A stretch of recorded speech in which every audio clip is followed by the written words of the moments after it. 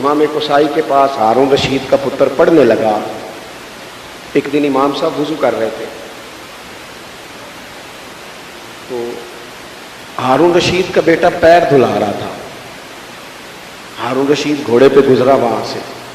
لوگوں نے کہا حضور اس کا تو ابا آ گیا ہے تو بڑی پریشانی ہو جائے گی. والد آ گیا.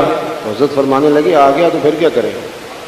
وہ پیر دھلاتا جا رہا. ہارون رشید بھی بڑے حیرت انگیز انداز میں تجسس کے ساتھ گھوڑے سے اترا, چھلانگ لگا اور تیزی سے امام کی طرف آیا. تو وہاں لوگ کہتے ہیں دنیا کانپنے لگی کہ یہ کہے گا کہ پڑھانے کو پتر دیا کہ پیر دھلانے کو دیا. کہتے ہیں وہ بڑے زور شور سے آیا, لیکن جب قریب آیا نا تو اس نے زور سے اپنے بیٹے کو ایک تماچا مارا. کہنے لگا یہ تو کیا حرکت کر رہا ہے کہ تم نے صرف لوٹا پکڑا اور استاد جی اپنے ہاتھوں سے پیر دھو رہے ہیں. ایک ہاتھ سے لوٹا پکڑ, دوسرے ہاتھ سے استاد کے پیر دھلا. تو نے فیض نہیں رہنا شیخ کا. تو ایک بات تو یہ ہے کہ تھوڑی سی دلیری, اور میں سیکھنے والوں سے بھی کہوں گا اگر ہونا سیکھنا تو پھر بندہ نا شاگردوں سے بھی سیکھ لیتا ہے. اگر اس نے طے کر لیا ہے کہ میں ان تگڑا مولوی ہوں. یہ بہت سارے عام لوگ ملتے ہیں, عام لوگ سادے سے. میرے پاس ایک صاحب آئے, کہنے لگے جی مولوی صاحب میں مسئلہ نہ 21 مولویوں کو پوچھیا تے انہوں نے حل نہیں کیتا, تسی بائی ہو میں تہاڈے کو پوچھن لگا. میں کہا تسی رہ نہیں دیو جیڑا 21 کو نہیں نہ حل ہویا. میرے لیے پہلے ہی مشکل ہے وہ, اس لیے کہ 2-4 پہیلیاں یاد کر لیے ہیں. آپ نفع والی تو کو بات سیکھنا نہیں چاہ رہے. تو مزاج جب طلب کا ہوتا ہے نا سیکھنے کا. میرے ایک دوست ہیں, انہوں نے مجھ سے کچھ چند لفظ پڑھے ہیں تو مجھے استاد جی کہتے ہیں. میرے پاس گاڑی نہیں تھی تو میں نے ایک دن ان کو فون کیا, کوئی کام تھا تو مجھے کہنے لگے کبھی چکر لگائیں. میں نے ان سے سیکھا, کبھی چکر لگائیں. میں نے کہا یار تو دعا کرنا اللہ کو چھوٹی گاڑی دے دے تو پھر انشاءاللہ آئیں گے. کہنے لگا استاد جی اللہ کو لو منگنی جے تے بڑی ساری منگو, چھوٹی سی گاڑی کا کیا مطلب ہوا, کسی بندے سے مانگنی. تو میں سکھر موٹر وے پہ چڑھا, واپس آنے کے لیے سندھ کے کچھ شہروں کا سفر ہم نے کرنا تھا. موٹر پہ میں چڑھا تو میں نے اپنے ڈرائیور سے کہا لو بھائی اب یہ لاہور تک موٹر وے ہے, تمہیں دقت کوئی نہیں ہوگی, چلاتے جاؤ سکون سے. تو وہ کہنے لگا جی پڑھے لکھے تو آپ ہی ہیں پر چھوٹی سی بات میں بھی کر لوں. میں نے کہا کرو. کہنے لگا جی اس پہ گاڑی چلانا مشکل ہے اس لیے کہ نیند آنی شروع ہو جاتی ہے. وہ جہاں کوئی سپیڈ بریکر بھی آئے, جہاں کوئی بندہ پہلے خود کراس بھی غلط کرے اور جاتی دفعہ تانا بھی دے جائے کہ کدھروں سے کھلو چلان دی جا, تو یہ نہ تھوڑا سا بندہ نا تازہ دم رہتا ہے, ہوش میں رہتا ہے, اسے نیند نہیں آتی. یہ جو مشکلات آتی ہے نا زندگی میں, یقین کریں فَإِنَّ مَعَ الْعُسْرِ يُسْرًا إِنَّ مَعَ الْعُسْرِ يُسْرًا. رب ایک مشکل دیتا ہے تو ڈبل آسانیاں عطا فرماتا ہے. اس نے قانون بنا دیا ہے. تو ایک تو مزاج سیکھنے کا. دوسری بات یہ ہے کہ الفاظ کے ہیر پھیر میں انسان لگا رہے اور کبھی اس کا لطف نہ لے, اس پر کبھی عمل نہ کرے. تو کئی دفعہ الفاظ کا گورکھ ڈنڈا تو بن جاتا ہے لیکن وہ بندے کو نفع نہیں دیتا. اللہ کے حبیب علیہ السلام نے فرمایا اے اللہ میں اس علم سے تیری پناہ چاہتا ہوں جو علم تو ہو پر نفع والا نہ ہو. جو بندہ تھوڑا سا سیکھے نا اس پر عمل کا مزاج پیدا کرے. عمل کا. حضرت مجدد الفسانی شیخ احمد فاروق سرہندی رحمۃ اللہ علیہ طریقت میں اپنے نقش بندی طریقے کے مطابق انہوں نے کسی شخص کو منازل سلوک طے کرائیں. وہ جو لطائف تھے, جو چیزیں اسباق ہیں جو ہمارے سلاسل کے, وہ سارے آپ نے طے کرائے اور پھر آپ نے اس شخص کو, وہ عالم بھی تھے صوفی بھی تھے, پھر ان کو اجازت و خلافت عطا فرمائی. کچھ دنوں کے بعد استفسار کیا, احوال پوچھے تو صاحب نے جواب لکھا. عرض کرنے لگے حضور آپ نے مجھے اجازت دی تھی, اب الحمدللہ میں دین کے تینوں شعبوں میں کام کرتا ہوں, پڑھاتا بھی ہوں, تقریر بھی کرتا ہوں, لکھتا بھی ہوں. میں کوشش کرتا ہوں تینوں شعبہ جات میں خدمت کروں. حضرت مجدد صاحب رحمۃ اللہ علیہ نے جواب لکھا. فرمانے لگے فقیر کو آپ کا خط ملا, بڑی خوشی ہوئی, اللہ اور برکت دے, پر آپ پڑھتے ہیں, لکھتے ہیں, تقریر کرتے ہیں, یہ تو سارے کام لوگوں کے لیے. مجھے یہ بتائیے کہ تہجد میں اٹھ جاتے ہیں؟ آپ یہ بتائیے کہ آپ کو کچھ لمحے تنہائی میں درود و سلام کا موقع نصیب ہوتا ہے؟ آپ یہ بتائیے کہ وہ کیفیت بنتی ہے کبھی کہ سر سجدے میں رکھا جائے پھر اٹھانے کو جی نہ چاہے. اب یہ بتائیے کہ آپ کی قلبی واردات کس طرح کی؟ ہمارے ہاں کتنے لوگ ہیں جو کہیں نہ کہیں بیعت ہیں اور پھر شکوے بھی کرتے دکھائی دیتے ہیں. شکوے بھی ہو جو میں اتنے سال وہاں گیا اور میں نے کہا خدا کے بندے تو 6 ماہ بھی توجہ سے جاتا اور شیخ کے دیے ہوئے اسباق توجہ سے پڑھتا, کچھ نہ کچھ تو شجرہ شریف ملتا ہے نا, کوئی شے تو ملتی ہے نا. لیکن اگر مزاج ہی نہ ہو کچھ حاصل کرنے کا. اور تیسری بات میرے عزیز جو بڑی ضروری ہے نا زندگی میں, وہ ہے انسان کا مخلص ہونا. یہ جو ریاکاری ہوتی ہے نا, یہ کر کر کے بندہ تھک جاتا ہے. یہ اذیت ناک مرحلہ ہے. بس میں بات سمیٹنے لگا ہوں, آپ توجہ فرمائیے.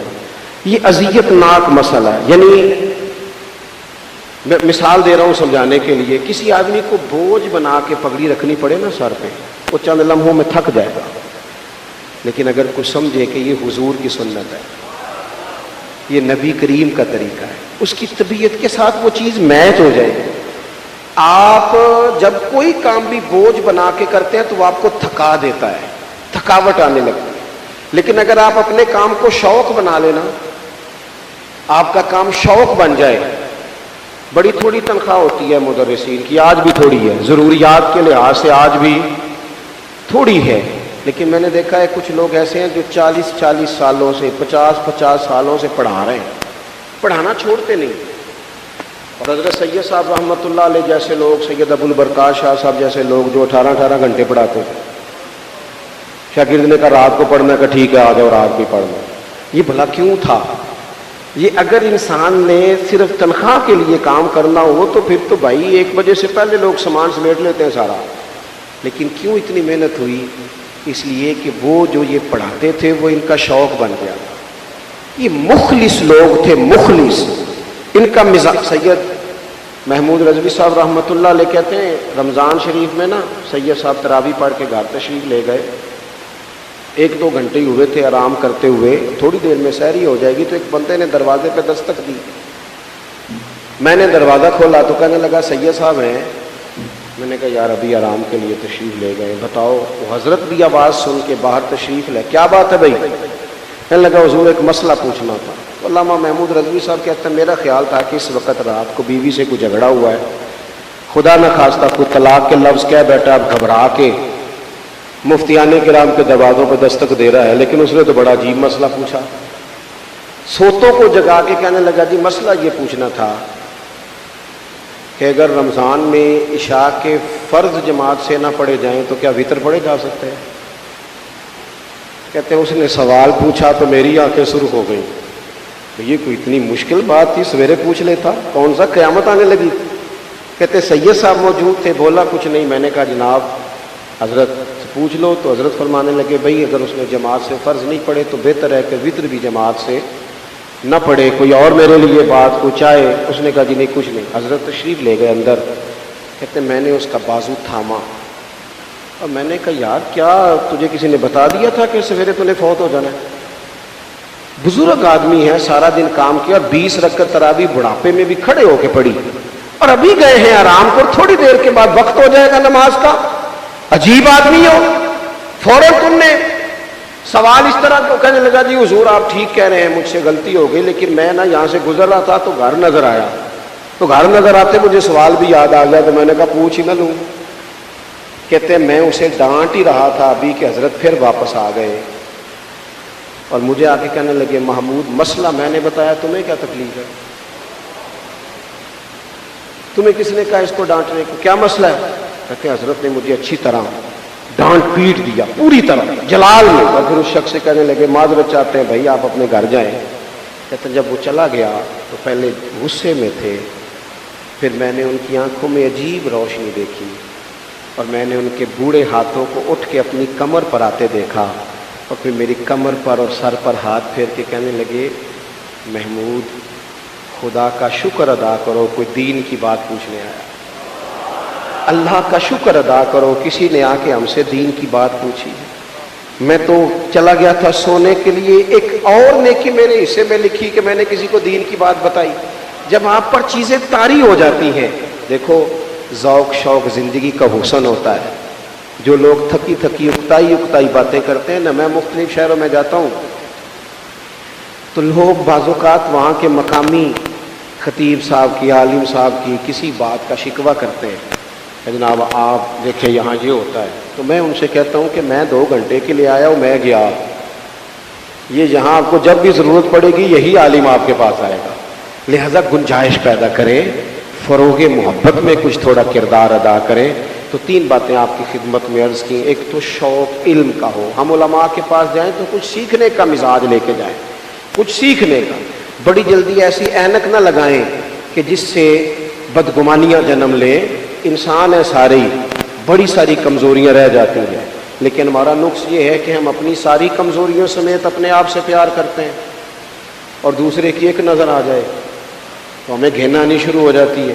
ایک تو اچھے گمان کے ساتھ جائیں، سیکھیں، اور دوسرا جب کسی چیز کو سیکھیں تو اسے صرف سنانے کے لیے نہیں، گفتگو میں لانے کے لیے نہیں، اسے عمل کے لیے۔ اور تیسری بات، اخلاص بڑا ہی حسن پیدا کرتا ہے، لوگوں سے رشتے اتنے مضبوط کر دیتا ہے، جیسے جیسے بندہ مخلص ہونے لگتا ہے اسے اللہ کی یہ کائنات بڑی حسین لگنے لگتی ہے۔